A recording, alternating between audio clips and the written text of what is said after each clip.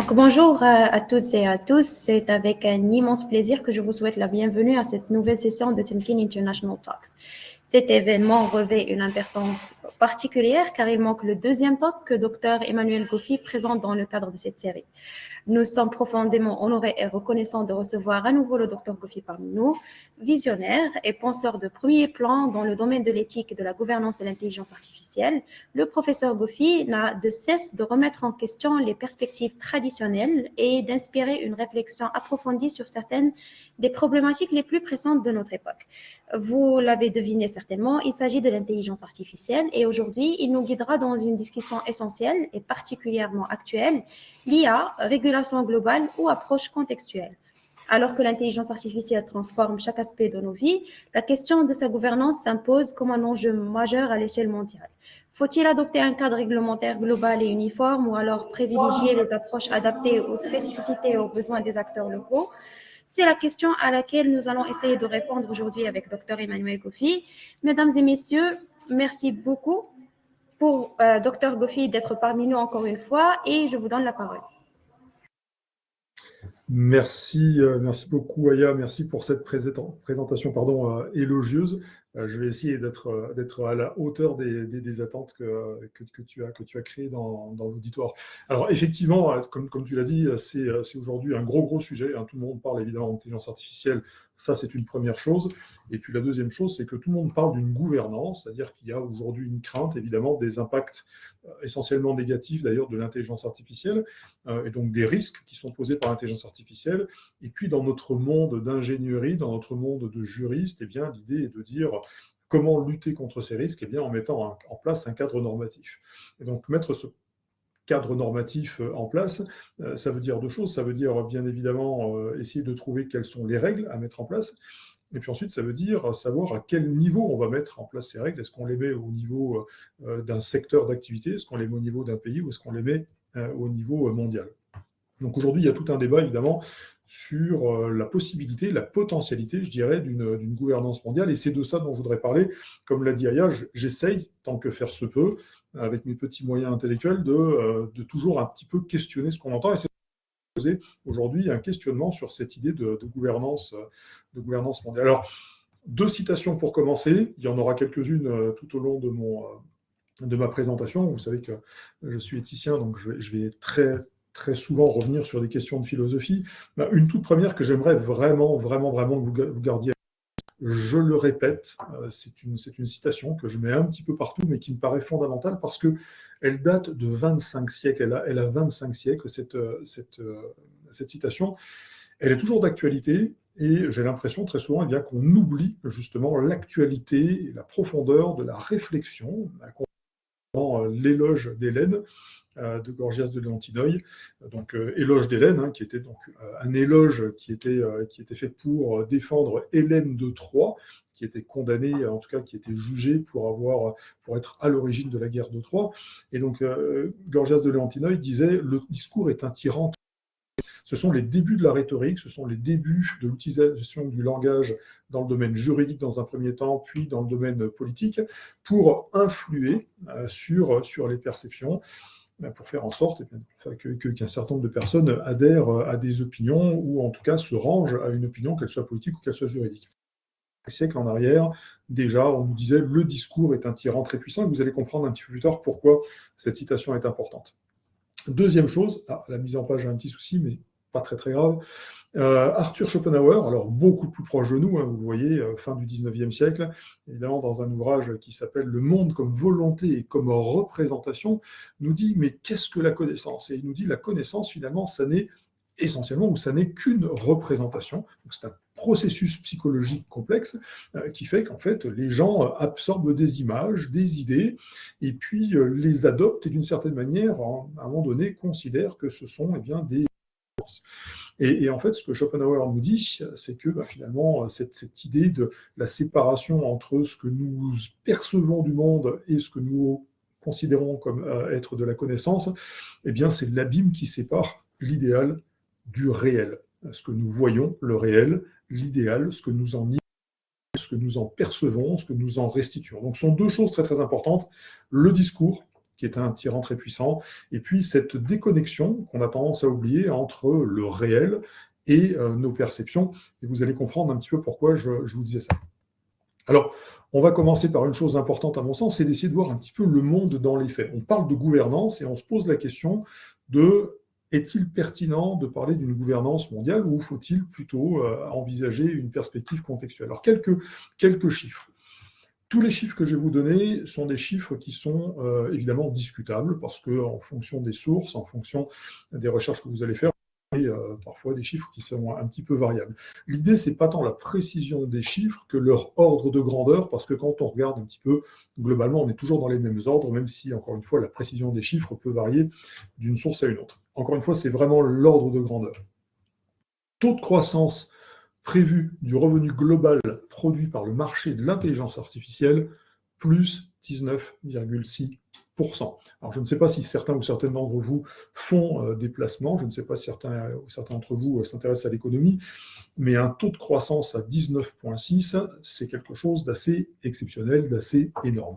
500 milliards, c'est le revenu global du marché de l'IA qui est attendu pour l'année en cours. Donc, pour la fin de l'année, on verra ce qu'il en est. 500 milliards de dollars. Donc, ce sont des chiffres qui sont extrêmement importants et qui font, quand on va penser gouvernance, quand on va penser réglementation de l'intelligence artificielle, c'est-à-dire quand on va penser contraintes sur l'environnement et sur le marché de l'IA, ce sont des chiffres que l'on ne peut pas écarter d'un revers de main, ce sont des chiffres qu'on va intégrer dans notre équation en se disant, très bien, si je me contrains, quelles peuvent être les conséquences justement sur éventuellement les gains que je pourrais obtenir de ces 19,6% de taux de croissance ou de ces 500 milliards de dollars global du marché de l'IA. Alors, il y a d'autres chiffres qui sont disponibles, bien évidemment. Vous le voyez ici, vous avez une projection sur la croissance de marché. Vous voyez 2024, 748 milliards de dollars. Prévu pour 2032, alors on est sur des projections temps long, bien évidemment, 2,7 billions de dollars. Alors, je rappelle que 1 billion, c'est 1 million de millions ou 1000 milliards. Donc, c'est 1 qui est suivi de 12 zéros, si ça peut vous parler un peu plus, d'accord? 1 suivi de 12 zéros. Donc 1 million de millions, donc là on est à 2,7 billions de dollars qui sont prévus pour 2032. Encore une fois, c'est pas tant le chiffre lui-même, ce serait 1 billion, que ça ne changerait pas grand-chose. C'est pour que vous voyez un petit peu la progression qui est attendue et que vous vous mettiez quelques instants, quand vous parlez de gouvernance, de comment je vais contraindre ce marché, comment je vais contraindre ces activités, vous mettez 2 secondes dans la peau ou dans les chaussures d'un industriel, soit d'un entrepreneur, soit d'un patron de grande entreprise internationale, soit d'un politique, et vous vous dites comment, une fois qu'on m'a dit ça, je vais me dire, tiens, effectivement, je vais me contraindre, je vais bloquer mon économie potentiellement, je vais contraindre mon marché, et potentiellement, et potentiellement, je lui fais prendre le risque à mon marché eh bien, de ne pas bénéficier de la totalité de ce que l'on peut attendre de l'ensemble de ces chiffres de croissance ou de ces chiffres qui sont relativement énormes en termes de projection. Ça, c'est uniquement quand on parle de l'IA de manière très, très, très générale. Alors, il y a un domaine qui est très souvent d'ailleurs à l'écart, et c'est très important quand on parle de gouvernance, de temps en temps de le remettre au centre des discussions, c'est le domaine militaire. Alors, systématiquement, quand on parle de gouvernance, on l'écarte pour des raisons évidemment stratégiques, pour des raisons de souveraineté, pour des raisons de sécurité, pour des raisons diplomatiques, géopolitiques, politiques, tout ce que vous voulez. Étant dit, ce marché militaire de l'intelligence artificielle, il existe, il est là, il est présent, il est très très puissant pour un certain nombre de pays, que ce soit les États-Unis, la Chine, la Russie, bien évidemment, Israël, la France, qui, ne l'oubliez pas, est un des principaux exportateurs d'armes dans le monde. Généralement, là je crois qu'on doit être 3e cette année. On oscille entre 3e et 5e sur les 5-10 dernières années. Donc on est un très très fort, par exemple, exportateur d'armes. Il y a énormément de pays qui vendent des armes, énormément de pays qui les achètent, donc il y a un marché qui est extrêmement important. Et dans ce marché de l'armement, l'intelligence artificielle, eh bien, elle présente un certain nombre d'avantages, un certain nombre d'intérêts. Donc il y a énormément de travaux, énormément de recherche et développement qui sont faits dans le secteur militaire. Et évidemment, ça va venir alimenter ce marché qui est énorme. Et vous le voyez là, évidemment, une croissance de 33,3% prévue du marché pour atteindre en 2028 potentiellement 38,8 billions de dollars. Encore une fois, j'insiste, c'est très important. Ce ne sont pas tant les chiffres qui sont importants, parce que, là, encore une fois, les sources peuvent varier les unes des autres.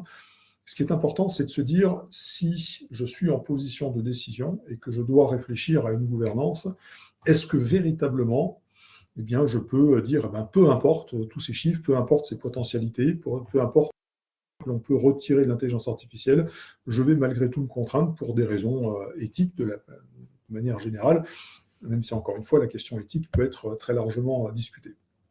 Alors, mon pays, la France, bien évidemment, c'est très très important, il faut le garder à l'esprit. Si moi je me positionne aujourd'hui en France et que je suis le président français, je suis au sein d'un groupe de pays qui s'appelle l'Union européenne.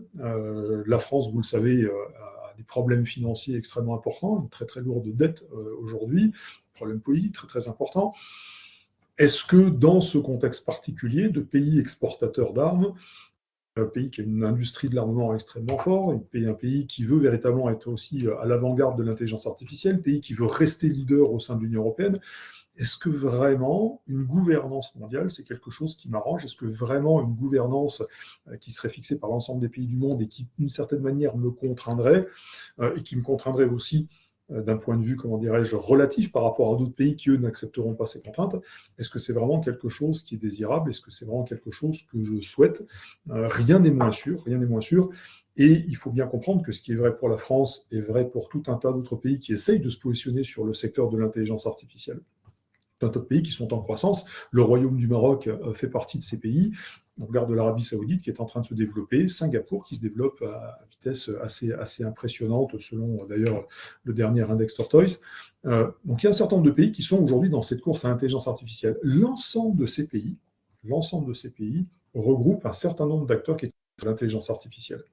Et quand l'ensemble de ces acteurs, on leur dit, alors institutionnels, publics ou des organisations privées, quand on leur dit, on vous propose une gouvernance qui va vous fixer des limites dans ce que vous pouvez faire ou ce que vous ne pouvez pas faire en matière d'intelligence artificielle, eh bien tout le monde se dit, est-ce que c'est véritablement une bonne idée? Parce que regarde avec gourmandise cet énorme gâteau qui est face à eux et qui est fait de l'ensemble des chiffres, et bien d'autres d'ailleurs que je vous ai présentés.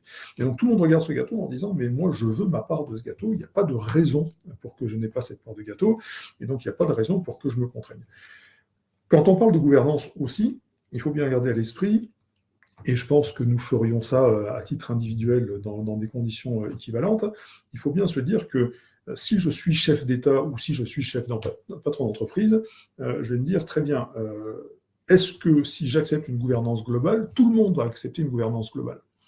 Ça, c'est un premier point, parce que si les acteurs qui vont rester à la marge de cette réglementation internationale ou de cette gouvernance globale, ben, ça va créer une concurrence qui va être déloyale, parce que moi, je vais être contraint dans mon environnement, alors que d'autres ne vont pas être contraints parce qu'ils n'auront pas signé éventuellement les textes normatifs qui auront été mis en place. Ça, c'est un premier point. Deuxième point, c'est imaginons, ce qui est complètement inimaginable dans les faits, mais imaginons l'exercice de pensée, que l'ensemble des acteurs disent oui, nous sommes favorables à une gouvernance mondiale. Cela ne veut pas dire que l'ensemble des acteurs vont suivre cette réglementation. On le voit aujourd'hui, par exemple, avec les droits de l'homme.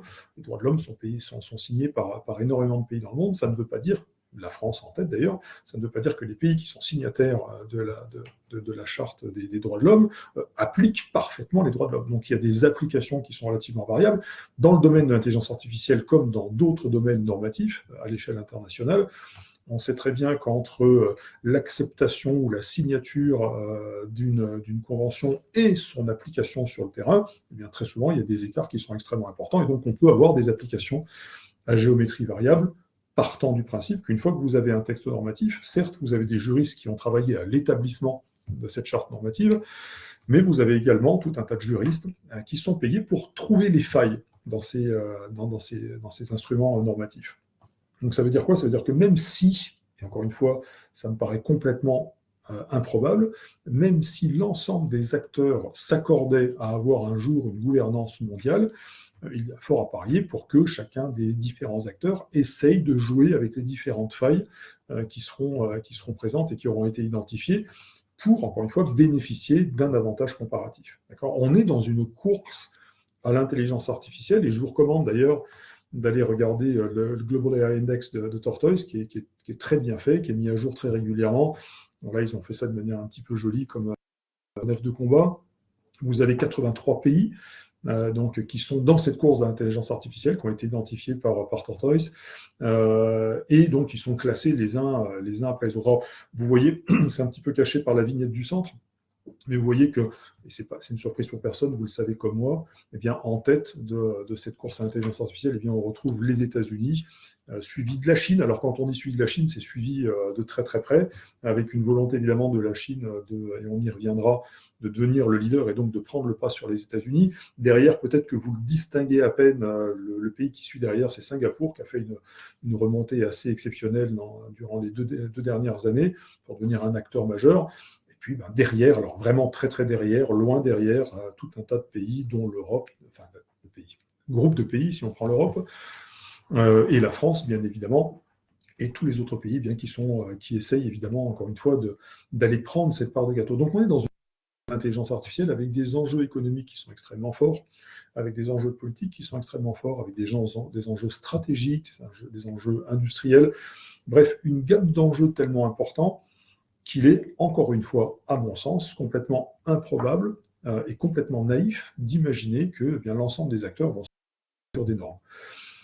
Au mieux, je vous dirais, on peut espérer que l'ensemble de ces acteurs se mettent d'accord sur des normes qui seront, d'une certaine manière, très superficielles, c'est-à-dire qui seront les moins contraignantes possibles. Vous savez comment ça fonctionne quand on essaye de mettre des normes au plan international. Eh bien, c'est une suite de compromis, et ce qui advient à la fin, ce sont des normes qui sont extrêmement légères parce qu'à force de faire des compromis avec l'ensemble des acteurs, à force d'essayer de contenter l'ensemble des acteurs, eh bien, on en arrive à des normes qui sont extrêmement faibles et dans lesquelles, justement, il y a énormément de zones grises dans lesquelles vont s'engouffrer, ce dont je parlais tout à l'heure, eh bien, l'ensemble des juristes qui travaillent à trouver les failles de ces normes. Donc, cette course à l'IA, 83 pays, elle fait aujourd'hui que chacun essaye d'avoir un avantage comparatif, et une gouvernance globale n'est certainement pas le meilleur moyen pour l'ensemble des acteurs pour obtenir justement cet avantage comparatif. Très souvent d'ailleurs, et vous le savez certainement comme moi, les acteurs qui travaillent dans ce monde-là considèrent que la gouvernance, c'est un frein à l'innovation. Et qui dit frein à l'innovation, évidemment, dit frein à la possibilité de générer des profits à la fois pour les entreprises, pour les organismes privés, mais aussi évidemment pour les États qui viennent chercher de l'argent grâce à ces technologies. Alors, quatre diapositives qui vont vous montrer un petit peu l'ampleur de cette réflexion et l'ampleur de cette course. Vous voyez alors certainement une citation du président Poutine que vous connaissez, que vous avez certainement vu à la fois dans les médias ou peut-être entendu, qui est de dire qui que ce soit qui sera le leader alors dans cette sphère, c'est-à-dire dans la sphère de l'intelligence artificielle, sera le maître du monde, va diriger le monde. D'accord ? Donc 2017, le président Poutine, clairement, il affiche cette idée que l'intelligence artificielle, c'est devenu un outil de pouvoir, et que si on est capable de gérer cet outil de pouvoir, et bien à ce moment-là, on va avoir évidemment un avantage sur l'ensemble des autres acteurs. Deuxième citation, la Chine, on en a parlé, deuxième acteur en termes de classement dans le monde de l'intelligence artificielle. En 2017, dans son plan sur la nouvelle génération d'intelligence artificielle, annonçait que la Chine serait en 2030, sur un certain nombre de domaines, leader dans l'intelligence artificielle. Donc c'est une ambition qui est clairement affichée. La Chine a mis un certain nombre de moyens, évidemment, sur la table pour aboutir à cet objectif. Est-ce qu'il sera atteint en 2030? Est-ce qu'il ne le sera pas? C'est pas tant la question. La question, c'est de dire, il y a une volonté, il y a une dynamique, il y a des moyens qui sont mis en œuvre. Est-ce que ce sera 2030? Est-ce que ce sera 2035? Est-ce que ce sera 2040? Peu importe. Dans tous les cas de figure, il y a deux choses qui vont se passer. C'est déjà, d'une part, la Chine, comme les autres pays, va développer ses capacités en intelligence artificielle. Et pour développer ses capacités, à mon sens, en tout cas, elle ne sera pas véritablement encline à accepter des contraintes normatives, quelles que soient d'ailleurs les contraintes normatives. Et puis d'autre part, la deuxième chose qui peut se passer, c'est qu'effectivement, si ces moyens sont extrêmement importants et comparativement les autres pays n'ont pas les mêmes moyens, eh bien certes, la Chine, à un moment donné, dépassera les États-Unis pour devenir leader dans ce domaine-là. L'Union européenne, parce que très souvent, on a tendance à taper vraiment à la fois sur les Chinois ou sur les Américains. Il ne faut pas oublier que l'Union européenne est un joueur, est un acteur de cette course à l'intelligence artificielle. Au sein de l'Union européenne, certains pays plus que d'autres, sont plus à la pointe que d'autres, mais en tout cas, la Commission a clairement affiché dans son livre blanc sur l'intelligence artificielle que une volonté, en tout cas, il y avait un engagement à préserver le leadership technologique de l'Union européenne. Donc là aussi, l'Union européenne, elle fait partie de cette course. Alors, on ne va pas rentrer dans ce débat-là, mais en tout cas, juste pour que vous en ayez une idée, l'essentiel, en tout cas, du leadership aujourd'hui européen, il repose sur la contrainte normative. C'est pour ça que d'ailleurs que l'Union européenne est un promoteur de normes, un entrepreneur de normes aussi important. C'est parce que comme on sait qu'on ne peut pas lutter à armes égales avec la Chine ou avec les États-Unis, eh bien, on est rentré dans la brèche normative en se disant si on est capable de normer, si on est capable de contraindre l'ensemble des acteurs, d'une on réduit l'écart qui existe entre l'Europe et les grands leaders de l'intelligence artificielle. Mais au travers de cette vision-là et au travers de cette contrainte normative, eh bien, on rentre bien évidemment dans cette course à l'intelligence artificielle. Dernière slide que je voulais vous montrer, c'est l'Arabie Saoudite. J'ai eu la chance d'y être cette année, justement, pendant les présentations qui étaient faites. Et donc, l'autorité saoudienne sur la donnée et l'intelligence artificielle, dans un rapport qui est paru très récemment, disait que le royaume d'Arabie Saoudite voulait se positionner rapidement leader global en matière d'intelligence artificielle. Et là, pour le coup, pour avoir vu sur place comment ça se passe, je peux vous assurer qu'il y a une vraie dynamique, ça c'est une première chose, il y a une vraie volonté politique, ça c'est une seconde chose, et la troisième chose qui est fondamentale, c'est qu'il y a énormément d'argent qui est mis sur la table pour faire en sorte que le royaume saoudien prenne cette position dans le monde de l'intelligence artificielle. Donc, juste 4 exemples, on aurait pu les multiplier. On aurait pu regarder un ensemble de pays, on aurait pu aller voir Singapour, on aurait pu voir certainement le Royaume du Maroc, on aurait pu voir le Canada, on aurait pu voir tout un tas d'autres pays. Mais celui qui nous intéresse là, et qui est le dernier qui est nécessaire évidemment de citer, c'est les États-Unis, surtout à la veille du retour du président Trump à la tête du pays. Son executive order de 2019 expliquait clairement que le leadership américain dans le domaine de l'intelligence artificielle était d'une importance considérable, essentielle.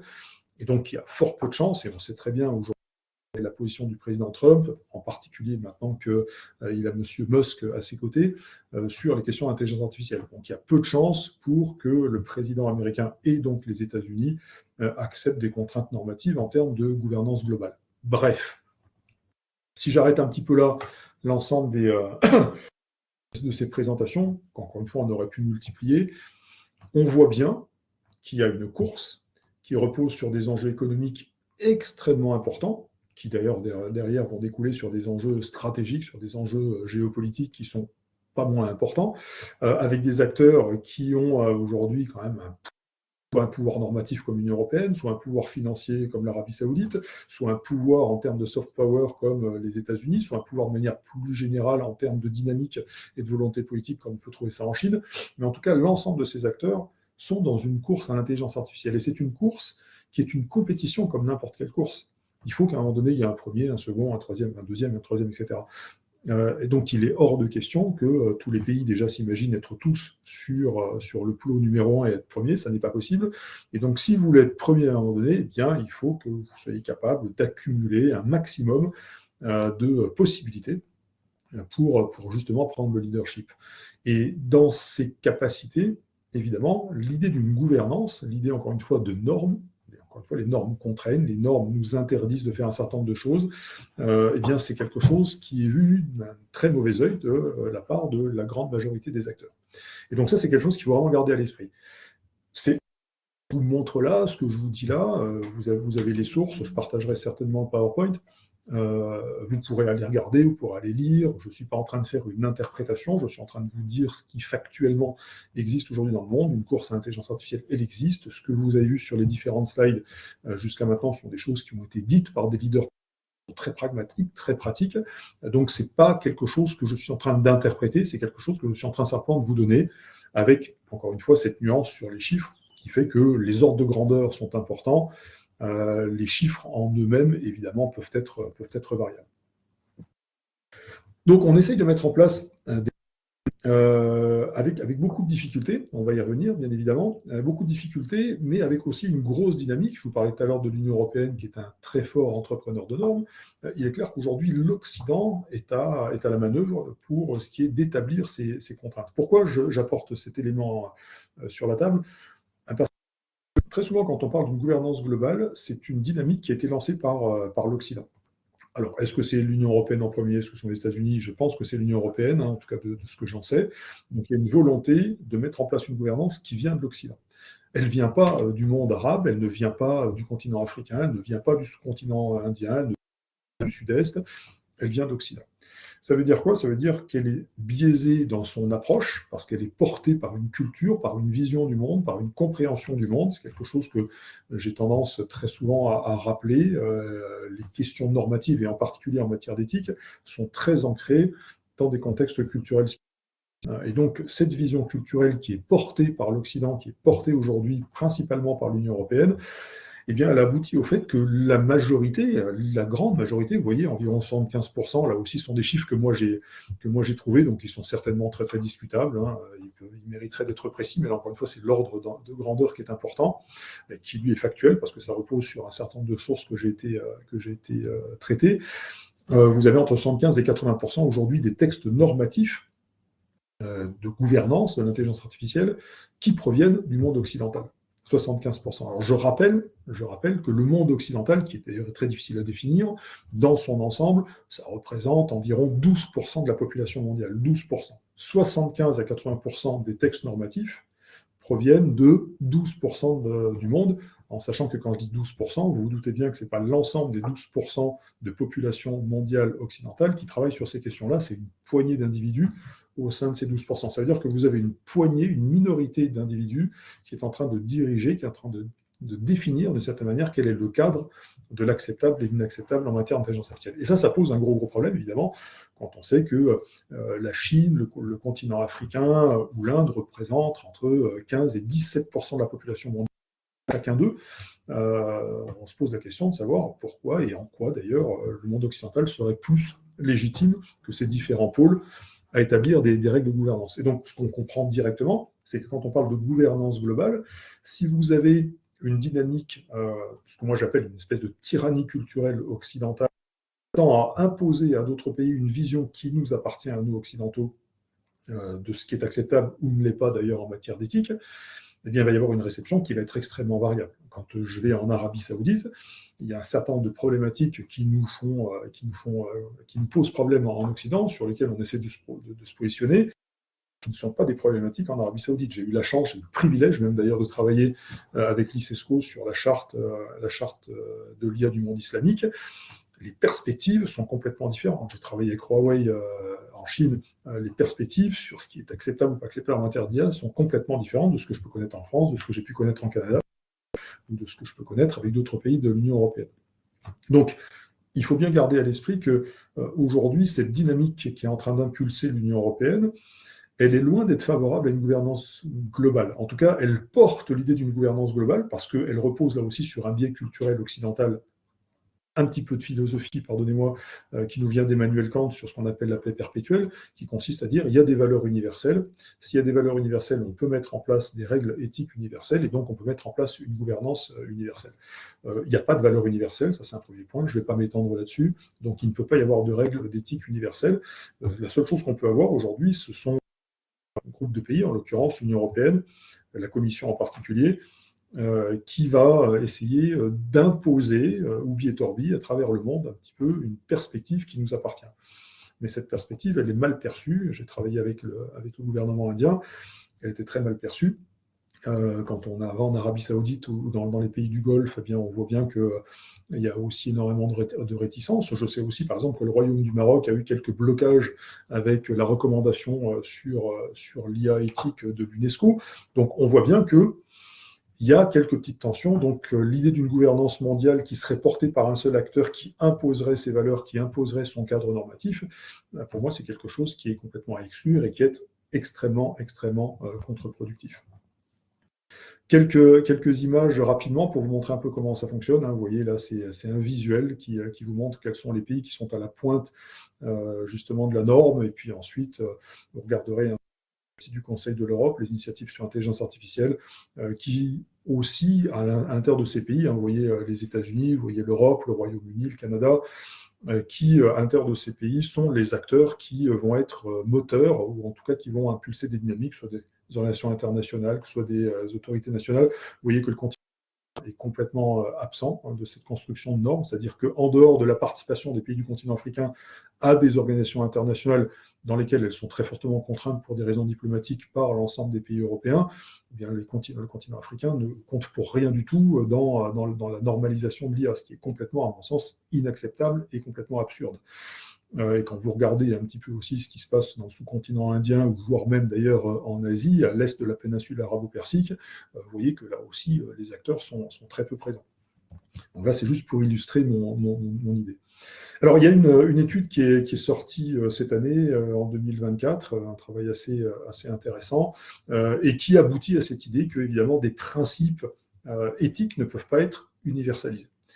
Et donc, ça veut dire que, d'une certaine manière, ça met à mal cette idée d'une gouvernance mondiale qui reposerait sur des principes éthiques universels et sur lesquels tout le monde se mettrait d'accord. Donc, c'est une étude qui est quand même assez conséquente, puisqu'elle a porté sur 200 instruments normatifs, ce qu'on appelle des guidelines ou des recommandations, peu importe.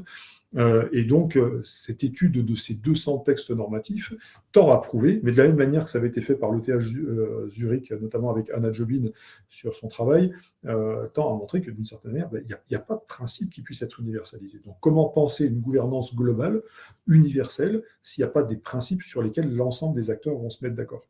Et donc là, on est vraiment sur une étude empirique, alors avec ses défauts, bien évidemment, avec ses failles, mais qui est quand même relativement conséquente, 200 textes normatifs qui ont été étudiés, et donc de cette étude, on arrive à cette idée qu'il n'y a pas de principe éthique universel. Donc la question se pose, mais là je la laisse en suspens, ce sera à vous d'y réfléchir, est-ce qu'on peut envisager une gouvernance globale s'il n'y a pas de principe éthique universel? Dans cette même étude, rapidement sur ce point-là, vous voyez cette méta-analyse sur de gouvernance. Alors, il y a 17 principes qui ont été identifiés comme étant prévalents, c'est-à-dire présents dans une majorité de guidelines ou de politiques. La majorité très importante, d'ailleurs, quand on parle de gouvernance globale, il y a une grande question entre est-ce que c'est une gouvernance globale au sens juridique, c'est-à-dire avec des contraintes normatives fortes et potentiellement des sanctions lourdes, ou est-ce qu'on est uniquement dans ce qu'on appelle de la soft law, c'est-à-dire de l'éthique plus, où il y a des contraintes qui sont relativement légères, et donc les acteurs vont malgré tout faire un petit peu ce qu'ils veulent, et où finalement les sanctions seront quand même assez limitées. Et on voit, au travers de cette étude, que la grande majorité, évidemment, des textes qui ont été publié, émis, c'est de la soft law, c'est-à-dire que c'est pas extrêmement contraignant. On n'est pas dans du droit international. Il y a une multiplication des principes et des recommandations qui fait qu'aujourd'hui, on s'y perd. C'est très, très difficile de savoir ce qui vaut dans tel pays. Puis quand vous êtes une multinationale, que vous opérez sur différents pays, sur différents secteurs, très, très difficile de savoir quelles sont les règles qu'il faut appliquer. Donc, ça veut bien dire, là aussi, que jusqu'à maintenant, les acteurs n'ont pas été capables de se mettre d'accord sur des règles communes. Donc, il n'y a pas de raison pour que ça évolue dans les prochaines années. La manière dont les principes sont définis est très variable d'un pays à un autre. Donc là, on a des problèmes de définition, on a des problèmes de compréhension culturelle, acceptable, ce qui n'est pas acceptable, qu'est-ce que l'éthique, qu'est-ce qui est bien, qu'est-ce qui est mal, la discrimination, la transparence, la vie privée, etc. Tous ces concepts, toutes ces notions aujourd'hui sont sujettes à différentes définitions. Et puis, je vous l'ai dit il y a quelques instants, une sous-représentation assez marquée de certaines régions du monde ou de pays dans la production de ces normes. Donc tout ça sont des éléments qui sont l'objet, en tout cas qui sont le résultat d'une étude qui est quand même relativement sérieuse, même si encore une fois, comme toutes les études, elle présente ses faiblesses, qui est quand même relativement sérieuse et qui tend à prouver que envisager une gouvernance globale dans ces conditions, c'est quelque chose de très hasardeux.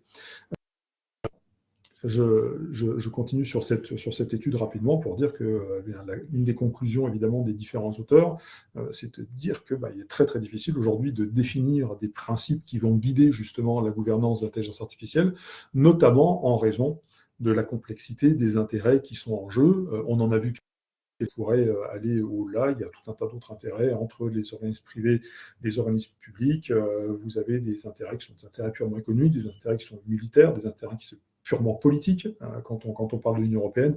Bref, on voit bien que cette étude tend à nous montrer que le monde tel qu'il est véritablement prêt à accueillir une gouvernance mondiale.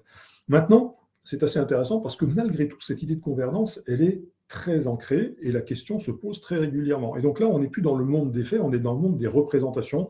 Rappelez-vous Schopenhauer au tout début, notre connaissance, c'est principalement des représentations.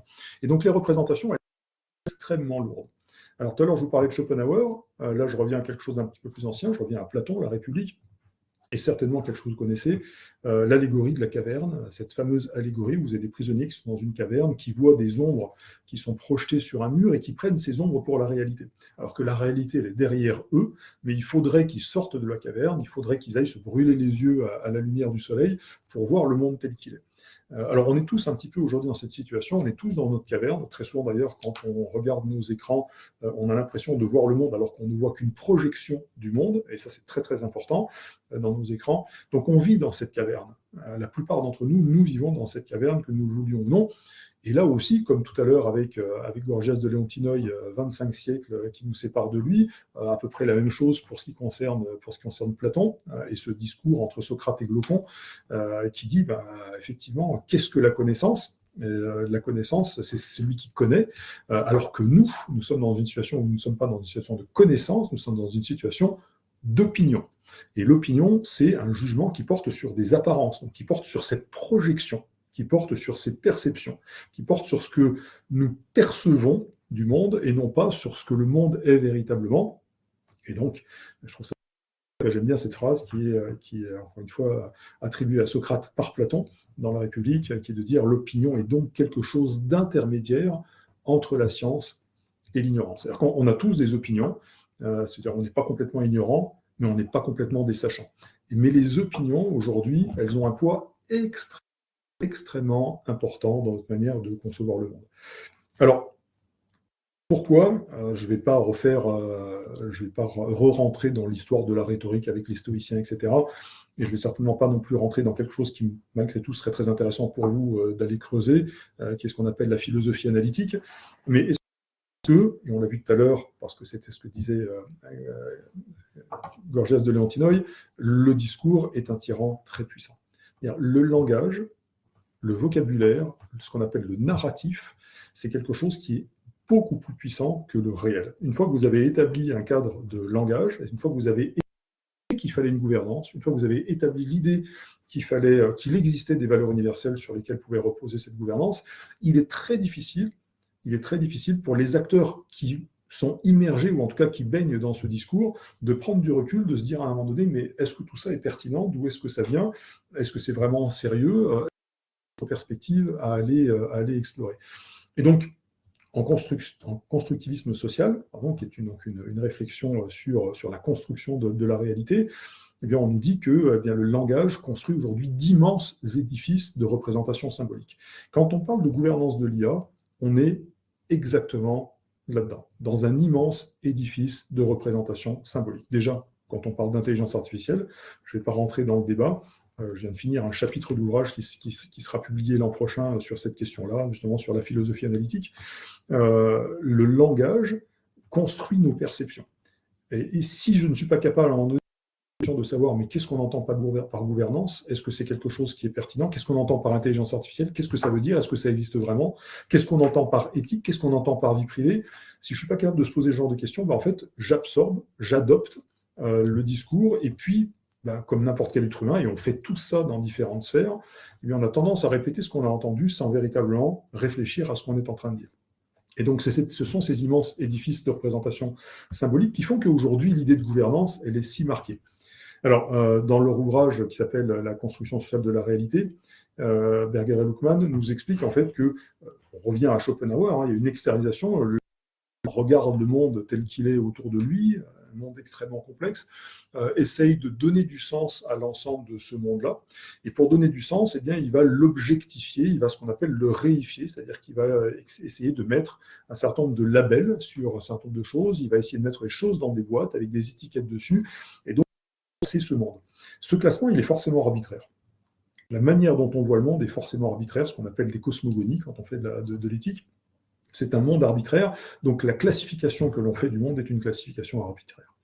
Mais peu importe, il n'en demeure pas moins qu'on a classé, on a mis dans des boîtes, on a mis des étiquettes, et une fois que tout est bien rangé, dans une culture, dans une communauté humaine donnée, eh bien on internalise petit à petit ce classement, cette classification, ce rangement, ces étiquettes, ces labels, on les internalise et on les institutionnalise, c'est-à-dire qu'on les rend réels, on leur donne une existence, des fois juridique par le droit, mais en tout cas on leur donne une existence, alors qu'à la base, c'est simplement perceptions que nous avons eues, auxquelles on a essayé de donner un sens de manière arbitraire et nécessairement de manière biaisée.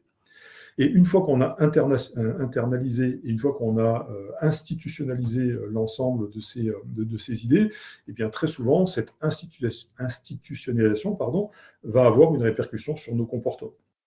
Si je dis l'IA existe et que je dis qu'il faut gouverner l'IA de manière globale, eh bien on va se retrouver, comme c'est le cas aujourd'hui, avec tout un tas de gens qui sont convaincus que c'est vrai, qui ne se posent pas la question de l'origine ou la pertinence de ces concepts-là, et qui travaillent aujourd'hui à mettre en place une gouvernance. Et donc, en fait, ils sont en train de bâtir quelque chose de réel, c'est-à-dire ils essayent de bâtir une norme sur quelque chose qui est idéal, qui relève simplement de la perception. Et je pense, à titre personnel, que c'est une énorme erreur. Je pense que nous sommes en train de bâtir d'immenses édifices, pour reprendre la formule de Berger et Luckmann, parce que, en fait, le fondement de toute cette réflexion est un fondement, je n'y reviendrai pas, qui est un fondement qui est extrêmement faible, extrêmement meuble.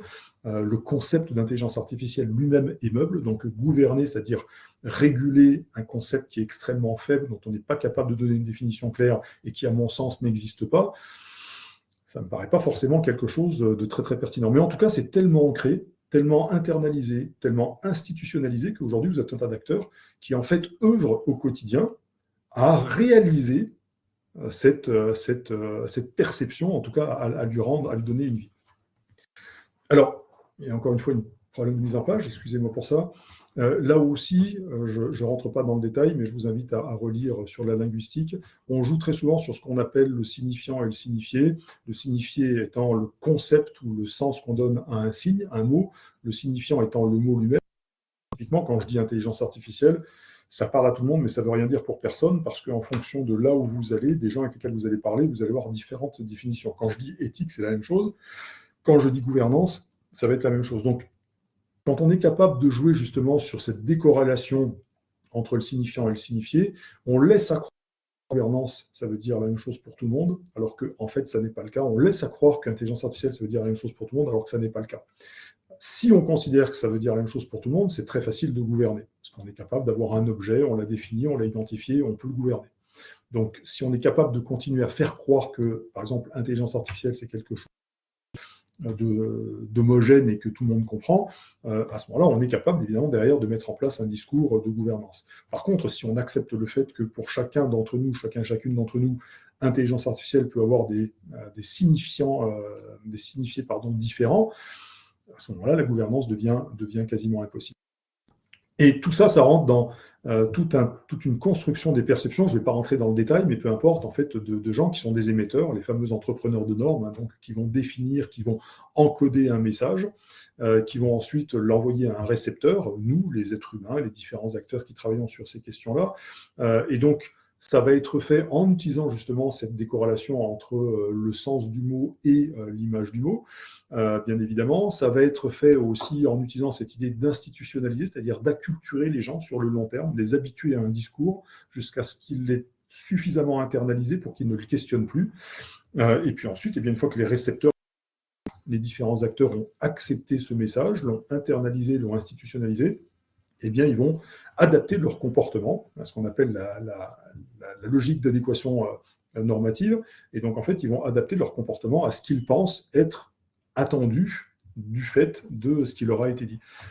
Si je suis un émetteur et que je vous dis qu'il faut une gouvernance de l'IA et que je vous le répète jusqu'à plus sauf, au bout de 4, 5, 6 ans, en tant que récepteur, vous internalisez. Et puis, comme certaines personnes, comme je vous disais tout à l'heure, eh bien peut-être que vous allez rentrer justement dans cette logique et que vous allez faire partie des gens qui essayent de mettre en place une gouvernance sans même vous poser la question, encore une fois, ni de l'origine, ni de la pertinence de ce concept-là. Et puis une fois, vous voyez, si on agrandit, après on pourra agrandir à l'infini, une fois que le récepteur a modifié son comportement, lui-même va être promoteur de messages qui vont être envoyés à différents récepteurs qui eux-mêmes vont adopter un certain nombre de comportements.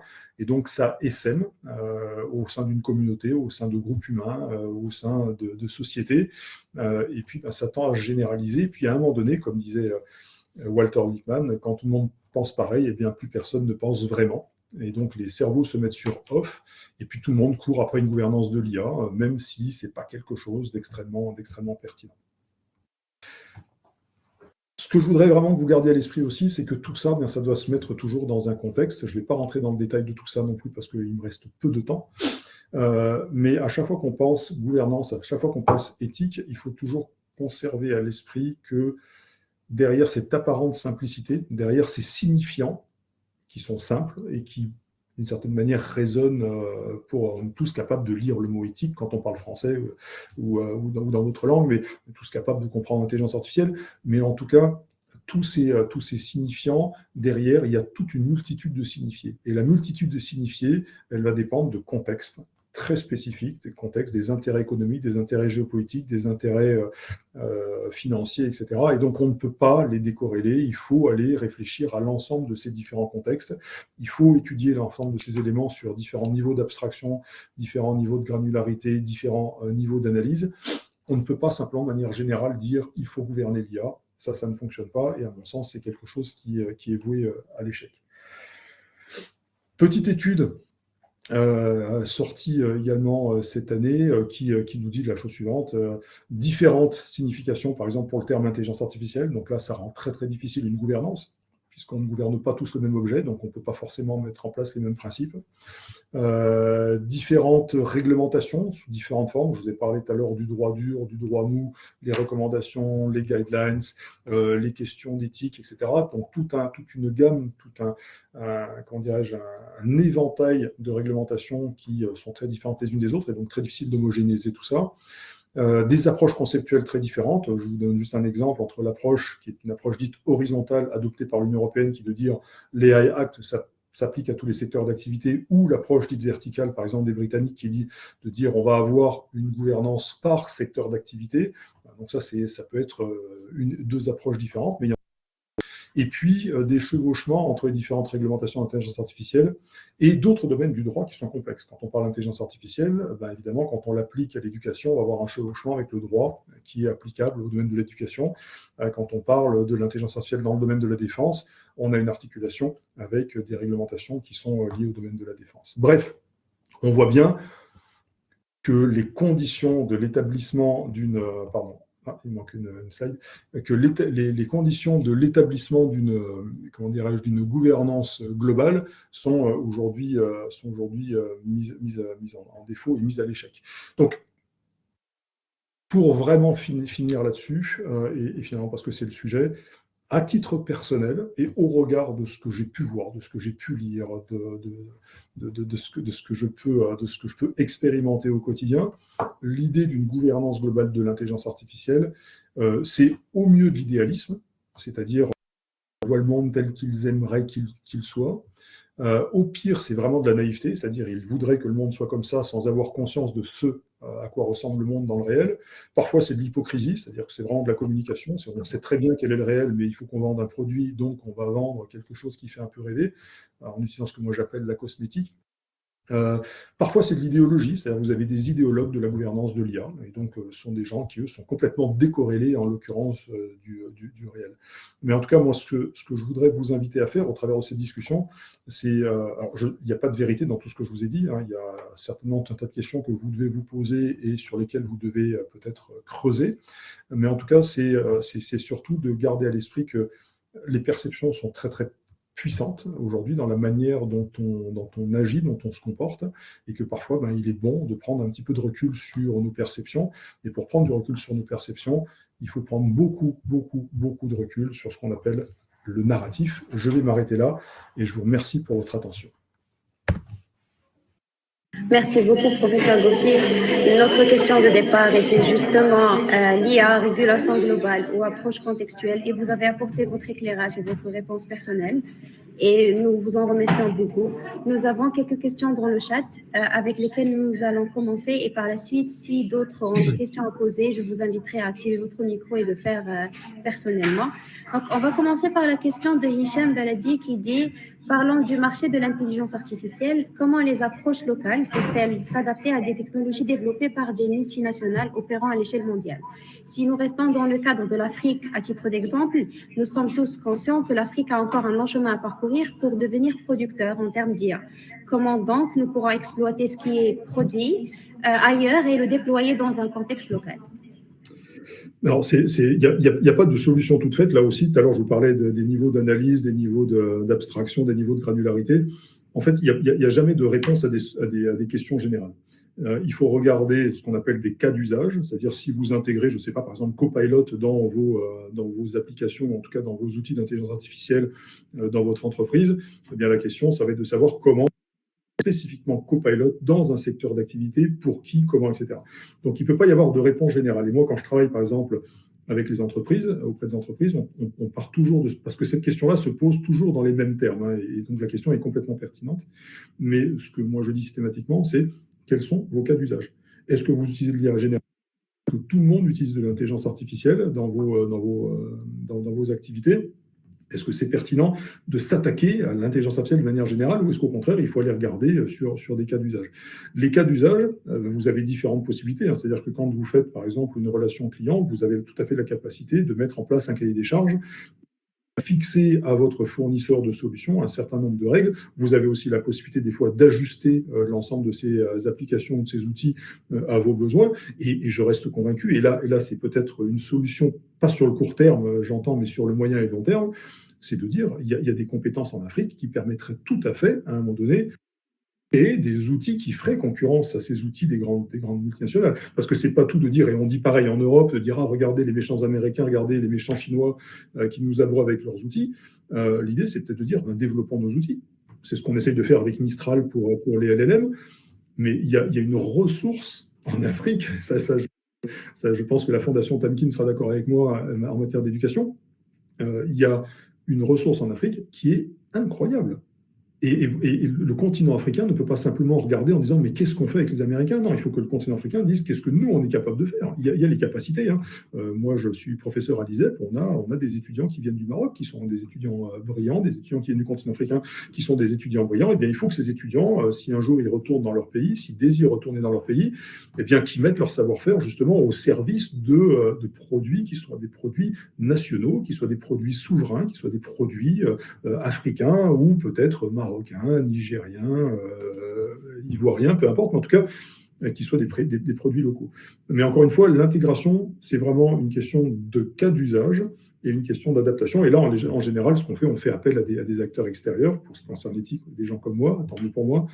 Quand c'est une solution un peu plus technique, on appelle des experts en IT, mais on ne peut pas donner de réponse générale. Donner une réponse générale, ce serait vous mentir. Donc, encore une fois, il faut vraiment se fixer sur des cas d'usage. Donc effectivement, et je pense que même la question de Adam est dans un cadre général, mais je vais vous la lire quand même. Justement, Hicham, faisant suite à ta question, les pays disposant de peu d'expertise dans l'IA risquent-ils d'être marginalisés en adoptant uniquement des régulations contextuelles? Alors oui. Alors, il y a des pays qui font ça et qui vont faire ça, qui adoptent les règles parce qu'ils ont des intérêts à adopter les règles. Alors, soit parce qu'ils ne sont pas capables eux-mêmes de mettre en place des règles, pour tout un tas de raisons, bonnes ou mauvaises, soit parce qu'ils voient leur intérêt, parce qu'il faut quand même garder à l'esprit que l'Union européenne, c'est un marché de plus de 400 millions d'habitants. Hein. Donc, si vous voulez rentrer dans le marché européen, eh ben, il faut faire de la conformité aux règles européennes. Donc, il y a un certain nombre de pays qui adoptent ces règles parce qu'ils savent très bien que leurs débouchés économiques sont en Europe, et donc ils y voient leur intérêt. Mais ce faisant, il est vrai qu'ils se marginalisent. C'est-à-dire que d'une certaine manière, ils se mettent un petit peu sous la coupe des règles de l'Union européenne. Alors, si c'est pour vendre des produits sur le sol européen, c'est pas très, très grave. Par contre, s'ils se contraignent avec des normes européennes qui ne correspondent pas ni à leur culture, ni à leurs intérêts, non seulement ils se marginalisent, mais en plus, ils se pénalisent très, très lourdement.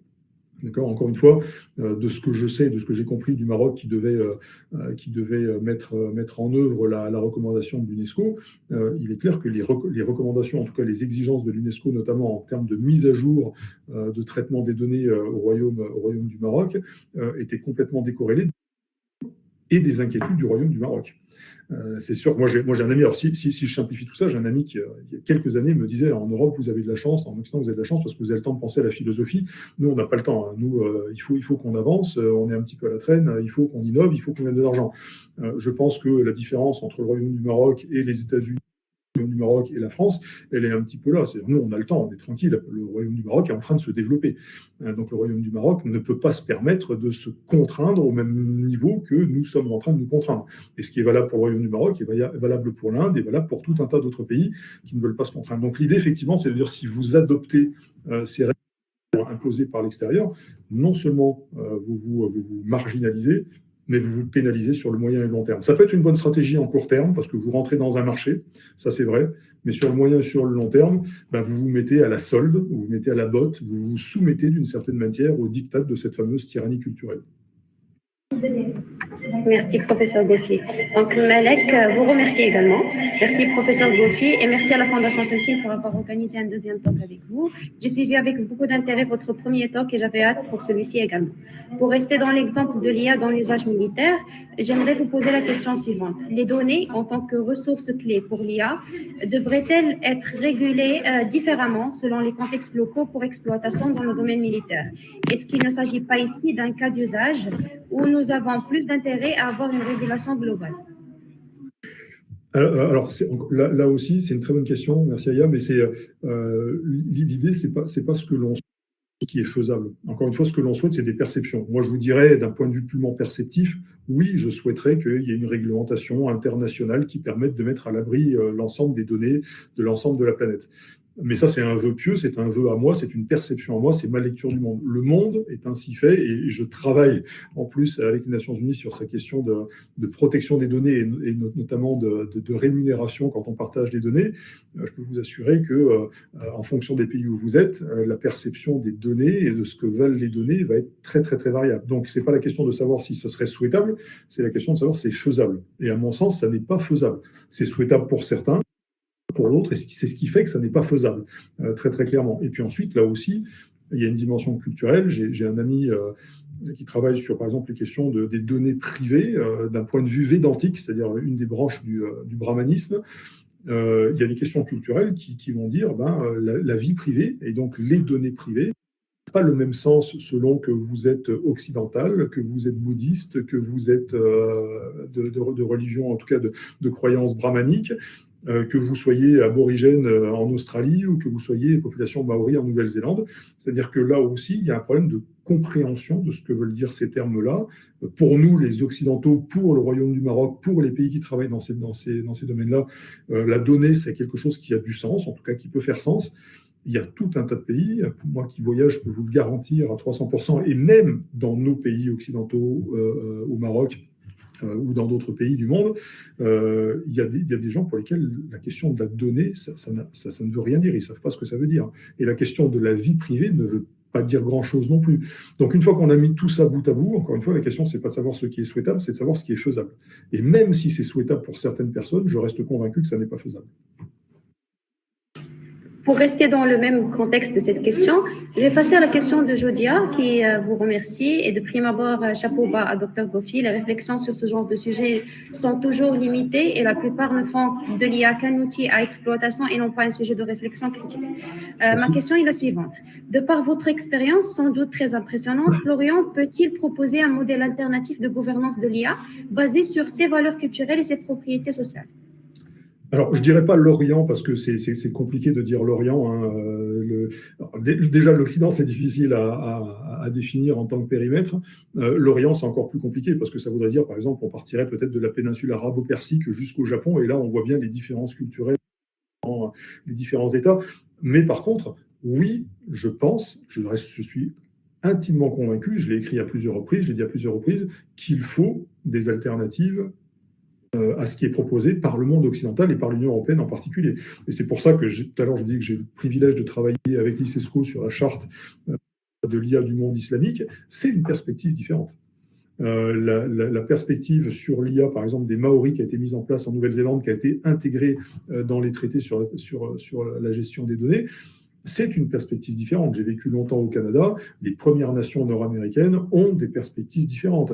Les sagesses africaines comme l'Ubuntu, dont on parle très très souvent d'ailleurs en matière d'intelligence artificielle, il y a des philosophies africaines qui sont extrêmement importantes à prendre en compte. Donc oui, à mon sens, il faut qu'à un moment donné, l'ensemble de ces pays, dont on a vu sur la carte tout à l'heure, qui sont complètement exclus du travail normatif, rentrent dans ce travail normatif amène une réflexion, mais une réflexion native. Et là, attention, c'est très très important, ce que je vais vous dire.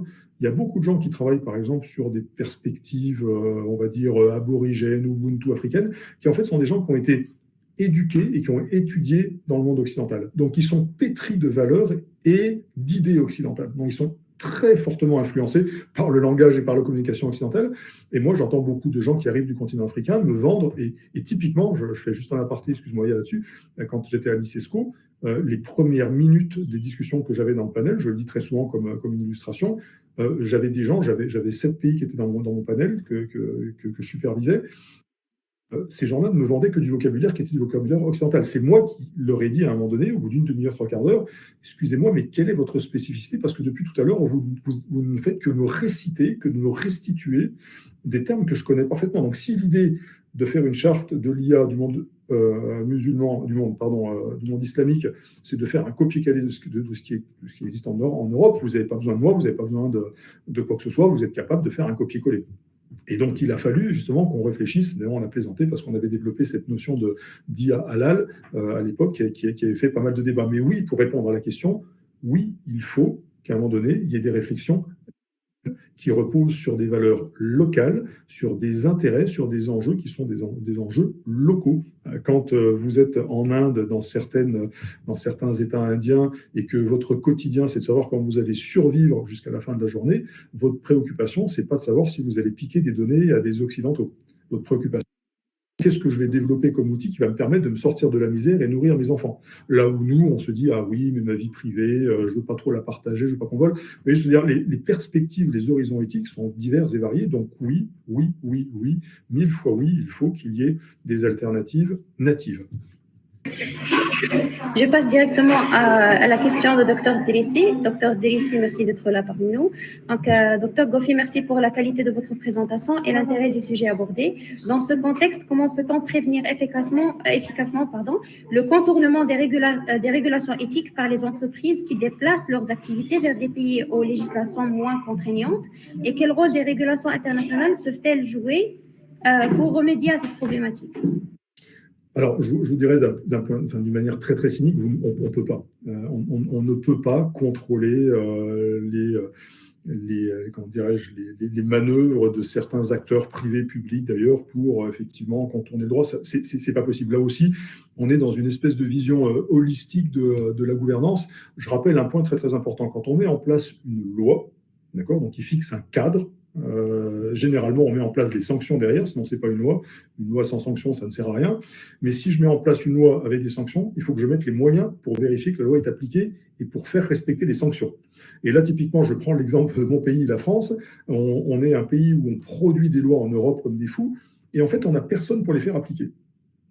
Alors, dans un monde où en plus tout est dématérialisé, où les frontières n'ont plus de sens, où on est sur des choses qui sont numérisées, mettre en place des règles, c'est extrêmement compliqué. Mettre en place des sanctions, c'est encore plus compliqué. Mettre en place les ressources pour tout vérifier, c'est impossible.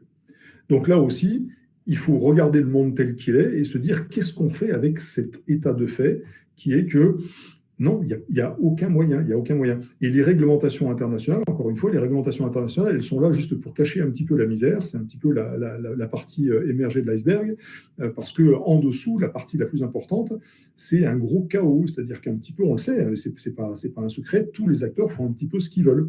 Moi, je viens des sciences politiques à la base, avant de faire de la philosophie. En droit international, c'est ce qu'on disait, hein, les Américains, quand il y avait des règles à mettre en place, ils posaient la question, quand on disait, mais attendez, mais typiquement pour la guerre en ex-Yougoslavie, on disait à Madeleine Albright, mais nos juristes nous disent qu'on n'a pas le droit. Et Madeleine Albright disait, changez de juriste. Donc en fait, il faut trouver des gens qui vont vous expliquer comment rentrer dans les failles. Donc les réglementations internationales, c'est de la poudre aux yeux, elles sont là juste un petit peu pour cacher, mais je le vois, moi, j'étais il y a quelques jours, une semaine ou deux en Italie pour une conférence qui était dans le cadre de l'Union européenne. Les intérêts privés font que vous êtes un tas d'acteurs qui arrivent à louvoyer pour tourner ces règles. Donc les règles internationales, déjà encore une fois, je vous rappelle, ça c'est le résultat de l'étude que j'ai expliqué tout à l'heure, ce sont des règles de droit mou, donc qui ne sont pas contraignants, donc qui ne sont très peu assortis de sanctions, et qui sont en tout cas qui sont appliquées de manière très très variable. Et puis, encore une fois, elles sont pas adaptées à tout le monde, elles sont pas adaptées à tous les contextes, donc elles n'ont une utilité que très très très très marginale, voire des fois elles sont contre-productives. Effectivement, effectivement. C'est très intéressant comme question parce que, OK, nous avons des lois, mais est-ce que nous sommes sûrs que ces lois sont appliquées telles qu'ils le doivent? Et c'est justement une question pour une réflexion ultérieure avec tout le monde. Je finis quand même sur la question de Myriam Labar qui dit « Merci, Dr Goufi. Philosophe et artiste que je suis, je ne peux pas m'empêcher de vous demander, selon vous, comment intégrer les perspectives des artistes, philosophes et penseurs culturels dans une approche multidimensionnelle de la régulation de l'IA ?» Alors, dans un monde idéal, ce serait par le débat, quelque chose qui nous manque. En tout cas, aujourd'hui, on n'est plus dans du débat, on est dans du combat. Tout à l'heure, je vous parlais de la rhétorique, en parlant du stoïcisme. Dans la rhétorique, qui est un art oratoire, qui est l'art de la persuasion, il y a une dimension qu'on appelle une dimension, c'est-à-dire que très souvent, les rhéteurs, les grands rhéteurs et les grands orateurs de l'Antiquité romaine ou grecque considéraient que la rhétorique, c'était un outil de combat, c'était une arme. Donc aujourd'hui, on est vraiment dans cette logique-là, où on est plus dans du combat, où chacun essaye d'une certaine manière d'imposer à l'autre sa perspective que dans un débat. Je pense qu'il y a une sensibilité, par exemple, dans le monde artistique, qui permettrait peut-être d'avoir une plus grande ouverture et peut-être d'ouvrir des débats, plutôt que d'avoir cette vision qui est purement politique ou juridique, où vous avez en fait deux entités qui s'affrontent et qui font en sorte d'influer ou d'influencer. J'ose espérer que si, à un moment donné, le monde artistique se saisissait de ces questions-là et apportait justement cette rondeur, cette nuance dans les discussions, ça ne changerait pas le monde, on ne va pas se mentir, ça ne va pas changer le monde, mais peut-être que ça permettrait de mettre à jour de nouvelles perspectives, de nouvelles visions, et très culturellement, puisqu'on sait très bien que la création artistique, elle est très ancrée dans des cultures spécifiques, et donc d'ailleurs, elle est aussi le véhicule d'une certaine culture. Donc je pense que c'est peut-être quelque chose qui pourrait être envisagé au travers de l'art, au travers de la création artistique, de promouvoir certaines idées, de promouvoir certaines valeurs, et donc de revenir à la question qui a été posée précédemment, de mettre en place peut-être des cadres ou des réflexions, des débats qui seraient des débats natifs, reposant sur des valeurs, des intérêts, encore une fois, qui seraient très contextualisés. Merci beaucoup, Dr Goufi. C'était vraiment un plaisir de vous avoir. Et vos talks pourraient durer des heures et des heures, mais celui-ci, nous ne pourrons pas le clôturer sans vous souhaiter un joyeux anniversaire, une excellente journée. Joyeux anniversaire, nos meilleurs vœux. Je vous transmets également les vœux de mes collègues ici à la Fondation et certainement de nos participants. Plein de succès et de joie. Et merci beaucoup pour votre temps et cette discussion très enrichissante. Et je vous dis tous à la prochaine, très prochainement, Inch'Allah. Merci beaucoup. Aya, merci à tout le monde et à très bientôt, Inch'Allah. Bye bye. À très bientôt, merci. Ouais.